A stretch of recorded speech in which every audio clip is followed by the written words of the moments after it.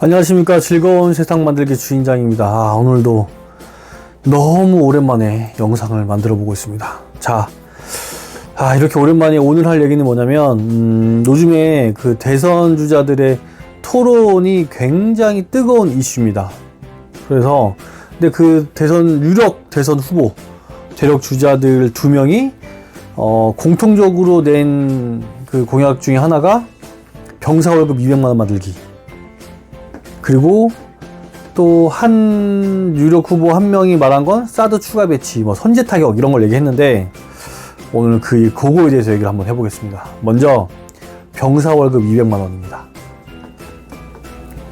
잠깐만. 근데 제가 지금 이걸 말한 이유가 뭐냐면, 제가 정치적 색깔이 이런데 제가 갖고 있는 색깔에 동의해줘라, 또는 내가 지지한 후보가 있는데 같이 지지하자, 이런 정치적 색깔을 얘기하려는 의도는 절대 없습니다. 그냥 그들이 군대에 대한 공약을 내니까, 또 장교 출신으로서 국민의 한 사람으로서 그게 좀 아니지 않나, 이렇게 하면 더 좋지 않나, 이런 걸 얘기하려고 하는 거지, 정치적 의도는 절대 없다는 거 다시 한번 말씀드립니다. 자, 일단 병사월급 200만 원 말씀드려볼게요. 저는 병사월급 200만 원 반대합니다. 왜냐면 일단은 그 병사월급 200만 원 하는 이유가, 공약으로 하는 이유가, 우리나라 젊은 친구들이 나라를 지키는 그런 신성한 의무를 하는데, 최저시급 정도는 줘서 그들이 나라를 위해서 희생하는 시간을 이렇게 좀 보상해줘야 되지 않냐. 그런데 그것만 생각하면 그럴 수 있죠. 근데 제가 반대하는 이유 중에 가장 큰 이유가, 첫 번째가 뭐냐면, 그렇게 되면 간부 지원율이 획기적으로 줄어들어요. 지금 병사 군복무 기간이 18개월로 줄어들었잖아요. 그래서 그것 때문에 학군 단기, ROTC 단기로 지원하는 그 지원율 자체도 굉장히 줄었다고 하더라고요. ROTC 단기가 24개월 근무하잖아요. 여기 18개월 근무하고 6개월 이제 줄어든 건데, 그러다 보니까 뭐하러 길게 가, 그냥 빨리 갔다 와서 빨리 와버리지? 이러니까 병사로 가는, 장교로 가야 되는데 병사로 가는 애들이 훨씬 많다 이거죠. 근데 심지어 급여도 얼마 차이가 안 나. 그러면 누가, 안 그래도 지금 군복무 줄은 것 때문에 장교 지원율이 낮아졌다고 하는데, 급여에서도 차이가 없으면 더 심해지겠죠. 장교 부사관 지원율이. 그렇죠? 그러니까 그런 것 때문에 그렇고, 그리고 지금 맨날 하는 게 징병제 해가지고 하자 저러자, 군대를 간부화 해야 된다 그러는데, 가뜩이나 간부화가 안 되는 이 시점에서 그렇게 병사를 올려버린다고? 말도 안 되고. 그리고 또 한 가지 이유는 뭐냐면, 지금 학령 인구 감소해서 대학교가 이제 없어져야 되는 대학교들도 많잖아요. 그 학생들이 없어서 문 닫는 학교들이 많다잖아. 그리고 지금 우리나라 군대도 그 병력 수가 없으니까 사단 통폐합하고 없어진 사단이 많잖아요. 그러면 안 그래도 지금 병력 수가 모자란데, 그럼 병력 수가 모자라면 병력 수도 모자라고 간부 수도 모자랄 게 뻔한데, 그걸 그렇게 올려버리면 병사 수는 조금 좀 늘어지긴 하겠지만 간부들을 어디서 수급할 거냐 이거지. 그래서 저는 그건 말이 안 된다고 생각하고, 그리고 지금 군대에서 퀄리티가 많이 좋아진 것 같긴 하지만 많이 좋아졌어요. 그래서 어쨌든 먹여주고 재워주고 입혀주고 하잖아. 그리고 급여도 60만 원 주잖아요. 병장 월급 60만 원 하는 것 같은데.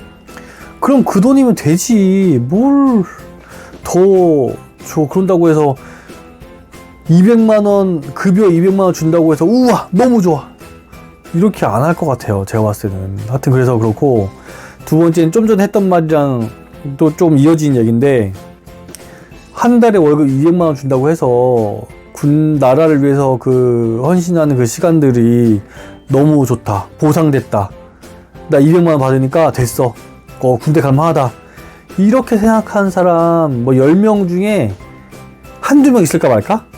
거의 이렇게 안 해요. 왜냐면 자유를 박탈당하잖아요. 절대 한 달에 200만 원 준다고 해서 그 군대 갔다 온 사람들이 나 시간 보상받았어, 군대 가 있는 동안 나 200만 원 월급 받은 것 때문에 충분했어. 이렇게 생각하는 사람 한 명도 없어. 주면 줘서 이제 더 짜증나는 거지. 그럼 어떻게 해야 되느냐. 제가 생각했을 때는 군대에 있을 때 월급 200만 원 주는 것보다 전역한 이후에 혜택을 주는 게 훨씬 더 좋다고 봐요. 200만 원보다 뭐 100만 원 정도의 뭐 이렇게 하여튼 예산을 책정할 것 아니에요. 그러면 그거를 월급으로 주는 게 아니라 전역한 뒤에 줘야 된다고. 예를 들면 뭐 대학교로 복학하는 친구들한테는 뭐 등록금을 좀 보조해 준다든지, 아니면 대학원 가는 친구들한테는 대학원을 좀 보조해 준다든지, 아니면은 뭐 취업할 때 뭐 하다못해 뭐 정장사 있거나 뭐 하여튼 취업할 때 뭐라도 하여튼 뭐 지원해 준다든지, 아니면 주차장 이용할 때 공영 주차장 이용할 때 주차장 할인해 준다든지, 톨비를 할인한다든지, 영화 볼 때 영화 할인을 한다든지, 이런 식으로 전역한 이후에 뭔가 혜택을 줘야, 그리고 그 혜택 받는 거를 주변에서 봐야, 야, 군복무 하니까 이런 혜택까지 있네. 전역한 뒤에 우리나라 군 출신들에 대한 이렇게 사회적으로 이렇게 좀 잘 되어 있구나라는 거를 느끼게 해줘야 이게 조금 보상받는 느낌도 들고 또 뿌듯하고, 옆에서 민간인들 군 미필자가 보기에도 와, 야, 나도 군대 나갔다 와야겠다 이런 생각이 들지. 그리고 간신병사들도 전역을 하게 되면 자기 때문에 군대가 돌아갔다고 생각을 해요. 간신병사들도. 그럼 그렇게 아름다운 기억을 갖고 전역을 한다 이거지. 근데 계속 군대에 있었던 것 때문에 혜택을 받네? 그러면 나중에 나 다시 군대 갈까? 이런 생각이 들어서 뭐 간부로 군대 갈 확률도 높아지는 거고. 그래서 제가 봤을 때는 병사 월급 당장 200만 원 주는 것보다 전역한 이후에 그거만큼에 상응하는 혜택을 주는 게 훨씬 더 효율적이지 않을까라는 제 생각 해봅니다. 자, 그리고 이제 두 번째로 사드 추가 배치랑 선제 타격을 말하는 이제 대통령 후보가 있는데, 전 이건 좀 특히 선제 타격 발언은 조금 부적절하다고 봐요. 왜냐면 제가 군생활 했을 때가 이명박 정권이었거든요.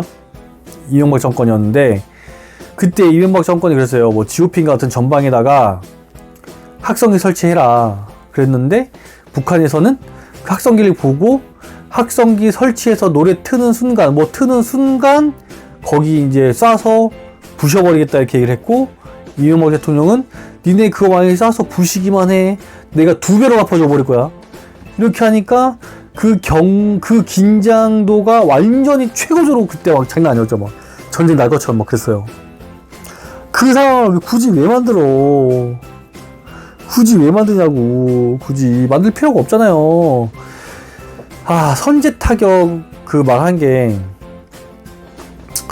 뭐 이제 윤석열 후보가 선제 타격 말한 게 뭐 토론 때 들어보니까 그런 거더라고요. 이렇게 저기 미사일 쏘려고 하면, 핵을 쏘려고 하면 쏘기 전에 킬첸 시스템을 활용해서 우리가 먼저 선제 타격하겠다 이런 말인데, 그러면 대통령이 될 사람이면 제가 봤을 때는 킬체임 시스템을 좀 더 고도화한다. 킬체임 시스템의 지금 미비점을 보완해서 확실한 대응을 할 수 있게끔 안정화시키겠다 라는 표현을 하는 게 좀 더 낫지. 그냥 어차피 킬체인이 될 때쯤이면 전쟁이니까 선제타격 해버리겠다 라고 표현하는 건 적절하지 않죠. 그리고 전쟁 시기인 거지. 전쟁이 했으니까 이제 모르겠죠. 전쟁을 할 때 요즘에 감시 자산이 워낙 좋아서 다 봐요. 그래서 뭐 굳이 선제타격 한다는 말 할 필요도 없이 이미 뭐 전쟁할 걔네들이 싸우자 이렇게 돼서 하면, 그 킬체인이 뭐냐면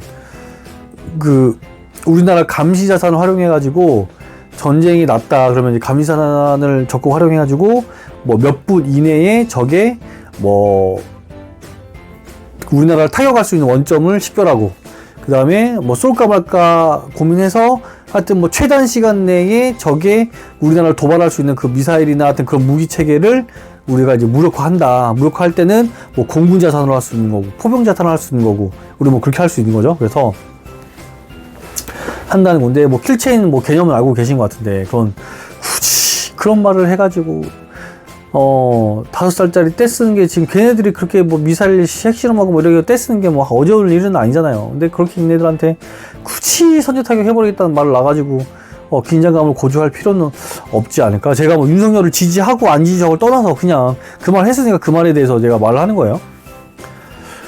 그런 거고, 사드 추가 배치. 뭐 수도권을 방어하기 위해서 사드를 추가 배치하겠다고 하시는데, 저는 사드 추가 배치 반대입니다. 사드 추가 배치 반대예요.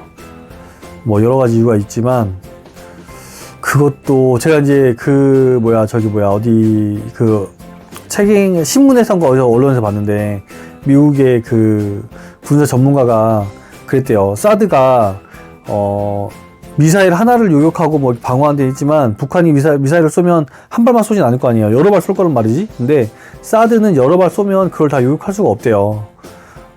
그래서 그 사드에 대해서 굳이 북한 애들이 그리고 또 수도권을 고각으로 쏜다? 는 것도 사실 저는 조금 하여튼 그들 마음대로 하겠지. 그들 마음대로 하겠지. 근데 서울에다가 고각 미사일을 쏠까? 왜냐면은 일단은 전쟁은 다 돈이거든요. 돈이에요, 돈. 근데 북한 애들이 그 멀리 날아가는 미사일을 왜 만들었겠어? 우리나라에 쏠라고 그렇게 이렇게 고고도 미사일이나 몰려가는 미사일을 만들었겠어요? 아니겠죠? 굳이 필요한가라는 생각도 들어요. 그래서 제가 볼 땐 사드 추가 배치는 답이 아닌 것 같고, 그리고 킬체인은 자꾸 선제 타격한다는 말을 하기보다는, 그래서 긴장감을 고조시키기보다는 조금 이렇게 좀 순화된 표현을 쓰는 게 맞지 않을까, 이렇게 생각을 하고, 그리고 이제 마지막으로 좀 더 덧붙이자면, 북한 애들이 자꾸 미사일에 고집하는 이유가 있어요. 뭐냐면, 제가 알고 있는 상식적으로 말을 하자면, 북한이 우리나라보다 더 산악지형이 많아요. 산악지형이 많고 더 춥습니다. 그러다 보니까 정규군보다는 그런 미사일이나 그런 핵이나 이런 거에 의존할 수밖에 없는 상황이야. 전쟁 났다 쳐요. 그러면은 산악지형이기 때문에, 그리고 또 정규군이 바로 도보로 내려올 것 아니면은 맨 처음에 북한들이 갖고 있는 포병으로 준비 사격을 하겠지. 그 다음에 공군을 띄워대서 공군으로 먼저 또 쪽 하고 이렇게 하겠지. 근데 걔네가 활주로가 또 많이 없는 걸로 내가 알고 있어요. 그러면 우리나라에서 활주로 몇 개 터트리면 걔네는 공군은 못 떠. 그러면 포병으로 하겠지. 근데 돈이 많이 없으니까 그 화력도 잘 못 써. 그럼 결국에 할 수 있는 게 선택은 해상으로 오는 거나 미사일밖에 없는 거예요. 그래서 미사일 갖고 계속 저러는 거야. 근데 전쟁은 돈인데 제가 돈이 얼마 있었고 전쟁 나가고 몇 년씩 몇십 조씩 쓰면서 전쟁할 수 있겠어요? 없지. 그리고 그 미사일 함부로 여기다 한 번에 쏘겠냐? 만약 전쟁 나다 치면. 하여튼 제 생각엔 그렇습니다. 그래서 그렇고. 그래서 아무튼 제 생각엔 그렇고, 정치적으로 누굴 지지하고 안 하고 이런 것보다는 제 생각으로 간단하게 말씀드렸습니다. 늦었지만 새해 복 많이 받으세요. 오늘은 여기까지. 감사합니다. 충성.